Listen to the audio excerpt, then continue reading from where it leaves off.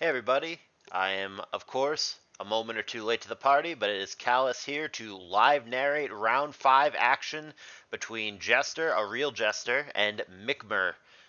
Let it catch up real quick. I don't think I missed too much. I think I came in on turn 2 or so, maybe 3.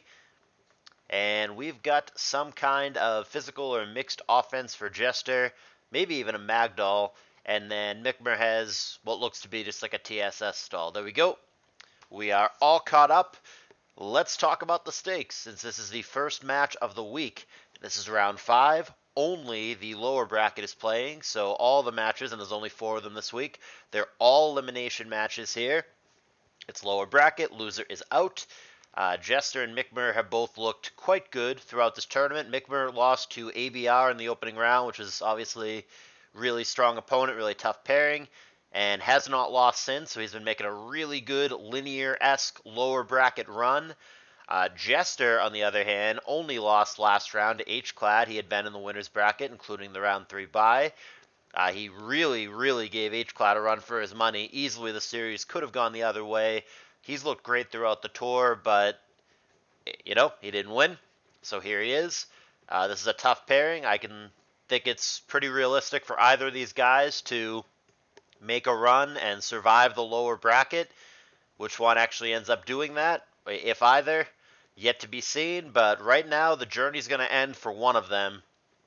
So getting back to the game, now that you guys know what's at stake, looks like my initial predictions here were pretty accurate. We do have a Magdoll for Jester, and we do have just a Big 5 TSS for Mikmer, assuming the last poke is T-Tower. It doesn't have to be, but it is a stall team. I guess it wouldn't technically be TSS if you're minus one of those S's, the sand, but it's Scar and Bliss stall. It's all the same. It would be interesting if we had a sandless game here, and by interesting I mean the Blissies and the Coons would never die, and we're going to be here for an hour, and my throat's going to burn, but we're going to make do. Passes the wish there to the Suicune. The Skarm did get eaten by the Mag earlier, as you saw. Now, there is the Claydol to remove the one spike that did get down, but there's also a Ghost on the other side, and Mikmer, in fact, does not have Tyranitar, so it's not TSS, it's just TS. And he's going to go for Thunder here, which has a 60% chance of paralysis if it connects, thanks to Serene Grace. And he gets there. However, the Coon is calm mining up, and because there's no sand, the Coon is very bulky. It's just as bulky, sand-wise, as the Jirachi. Big boost advantage, however, for the Coon. Mikmer playing it aggressively before finally getting roared out. Swampert comes back. That probably can't do anything to Coon unless it itself has Roar, which would be the faster Roar because the Coon is paralyzed. I think Jester should probably just rest here, but who knows what he tried to do. He's going to be fully paralyzed there. So Mikmer now fishing for a crit or a full para to devastate the Coon and cheese Jester here, but he doesn't get it, and the rest does get off. We've seen the full set. We know it's not Crow Coon here. So Mikmer can safely, if he has any phaser at all, go for it. Unfortunately, the only phasing Pokemon, the only thing that even can learn Roar, or Whirlwind in this case, but Roar, is going to be the Swampert, which, if he's got it, he's obviously going to use it right now. I guess the only other kind of sort of phasing move for Mikmer, I guess Gengar could have Perish Song. That doesn't feel very likely. He goes to Gengar, though. Alright, so the plan is to Thunderbolt him down. He also might just have a Destiny Bond waiting in the wings, but fishing for a crit is always a plan. Well, I don't know if he would have lived that surf or not. Maybe a really bulky Gar could have, but a crit obviously makes it so there's no chance. And it looks like Mikmer's team is extremely vulnerable to this Coon, especially with no sand. It looks like something he just can't handle. Yeah, hey, he's got no answer at all. The Coon is just ravaging through his team. Seems like a really bad matchup for Mikmer. Now, granted, I mean, bad matchup or bad team. That's a different argument. Mikmer might have taken some calculated risks in the builder, and those look great when they pay off, and they look, well, like this when they don't. He seems really vulnerable to Coon, and this matchup seems... I'm glad we're not going 200 turns. I didn't even grab my drink, so I mean, that'd be true suffering if that were to occur here. But I don't think that's going to be the case. I think Mikmer at this point is really boned. I mean, he can make it closer. The Magneton's not going to do much more from where it is now. The doll's about to die, so on and so forth. But the bottom line is he can't handle the Coon. He just can't. He's going to need like crits and full paras here for days, and he doesn't get it. There's the rest, and I think we're done. Honestly, I don't even think it would be premature if Mikmer were to forfeit at this point. Maybe if the Starmie has T-Bolt and just effing gets there on crits and paras, but that's just about the only way that I can see. We know it's not a Combine Blissey, which otherwise might have a shot. And then Starmie having shown Thunder Wave, it's basically guaranteed to not have Thunderbolt. So I basically deem this unwinnable from here. And he's going to go for a freeze. I don't even know if that's enough. You'd have to freeze him and get multiple Earthquakes off without him ever thawing. I mean, Mikmer is playing to his outs, which are slim to none at this point. But I think we're done. I really do. And I hate being that guy. I have called out players numerous times over the years in these videos for what I feel are premature concessions. If you have a 3% chance, hell, if you have a 1% chance to win the game, you might as well play for it. Those things happen sometimes, but I don't know that Mikmer really has any chance to win this game. And this doesn't really feel like a fluke or like there were major hacks or like something happened that was like really out of the ordinary here. It feels like Mikmer just rolled up with a team that is just really, really vulnerable to Suicune. Just seems like a big hole in his game plan and in the builder here. I'm not trying to criticize Mikmer as a whole. He's very creative with his builder, and, you know, sometimes his teams are really good and really cool. This team might have been really good against certain matchups. Like I said, he may have made some calculated risks in the builder and said, you know, Jester brings this, doesn't bring that, and rolled up accordingly, but he has walked himself, whether through calculated risk that didn't pay off or simply via oversight, he has walked himself into what seems to be a disaster of a matchup against a Pokemon that basically 6-0s him, a Mon that he just cannot handle. Mikmer's trying. He's tried multiple times to freeze it, which, like I said, might not even be enough because it takes forever to kill it, and it has a bunch of opportunities to thaw. But I guess it's like theoretically possible that you freeze it and then you kill it and then you somehow kill the rest of the... Yeah. I don't think that forfeit was premature. Mikmer really gave it a go. But what are you going to do? It just seems like a really bad matchup. Like I said, whether you want to call it bad matchup, pat on the back, oh, nothing you could have done, or whether you want to throw a little criticism at Mikmer and say, well, you kind of brought a team that is really vulnerable to a common poke, you kind of did this to yourself.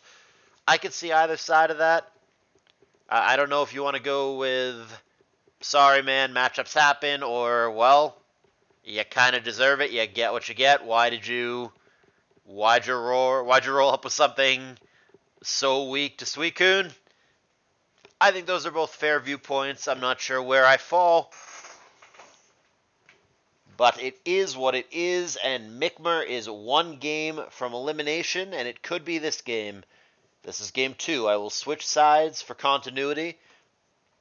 Jester on the bottom, Mikmer on the top, Common leads, and Metagross and T-Tar respectively. And that is a good turn 1 for Mikmer, presumably. The only way that is not a good turn 1 is if Jester actually does have a Skarmory in the back, which is totally possible with Metagross. And Mikmer's sole plan to deal with that Skarmory was Magneton.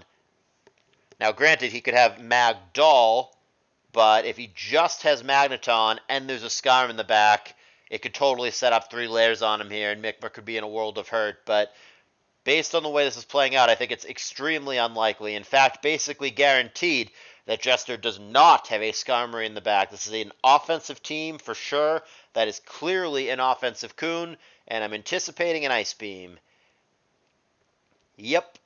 And it's going to be CM from B here. I think this is a good matchup again for Jester, so I think it's way too early for me to call anything, say that a game's over or whatever.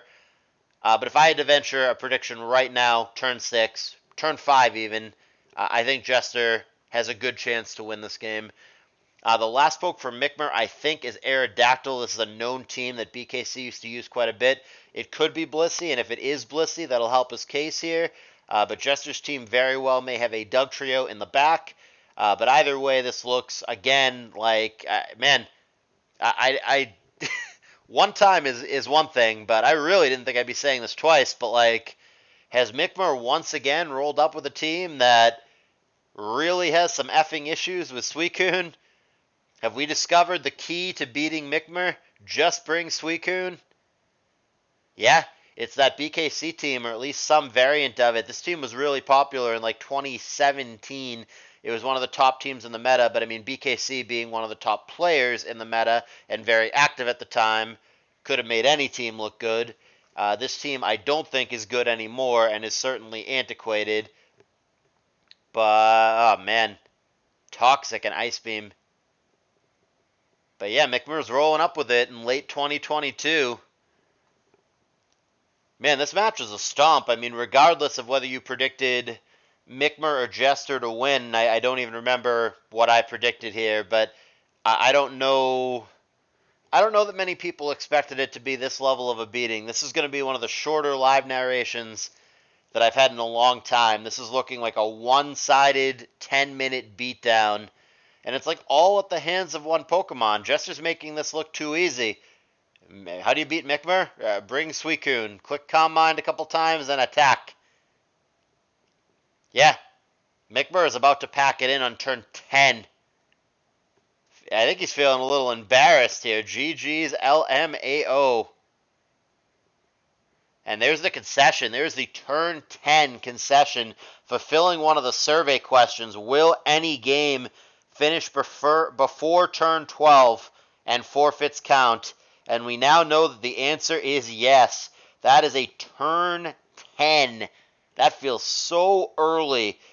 Turn 10 concession from Mikmer, who apparently has a major Suicune weakness.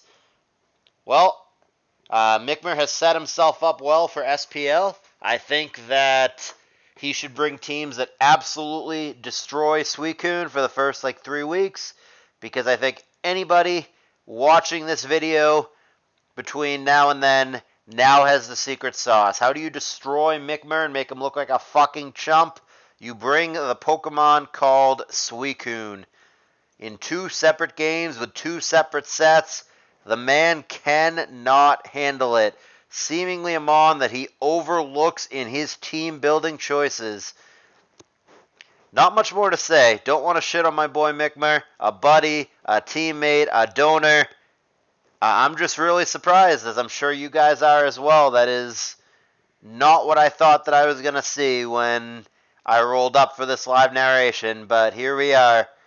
So, Mikmer with the respectable run. Like I said, he lost in round 1, so just to get here at all, he had to win 3 more times. It's going to be a 3-2 exit for Mikmer, which is totally respectable in CI. And it's going to be the young man Jester chugging along. People were skeptical about me inviting him. He's a fan favorite, but I don't know how many people really thought he was going to make this kind of run, but he's quite deep. He's going to be one of the top 8 players in this tournament, even if he goes out next round. And the sky's the limit. Can still make money, can still win. Yet to be determined just how far he can take this. But this match was a fucking stomp. It just was. Well, apologize for the quickie. Thought that it was going to be a longer time here. Don't know how many times I've had to say that in my life. Appreciate you guys watching. Thumbs up if you enjoyed. And I will see you guys in the next battle.